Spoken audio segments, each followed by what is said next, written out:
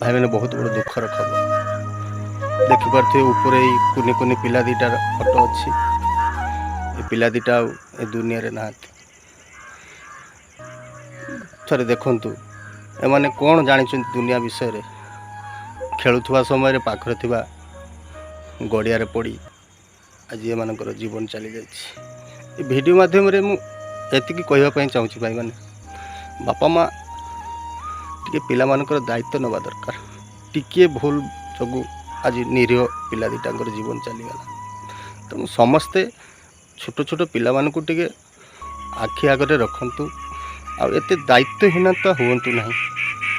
କ'ଣ ଜାଣିଥିଲେ ସେ ଶିଶୁ ଦୁଇଟା? ବାପା ମାଆଙ୍କର ଟିକିଏ ଭୁଲ ପାଇଁ ଦୁଇଟି ନିରୀହ ଶିଶୁର ଜୀବନ ପଳେଇଲା। ବାସ୍ ମୁଁ ତ ଦେଖିକି ଭାଇ ମୁଁ ନିଜେ ସକିଂ ହେଇଗଲି।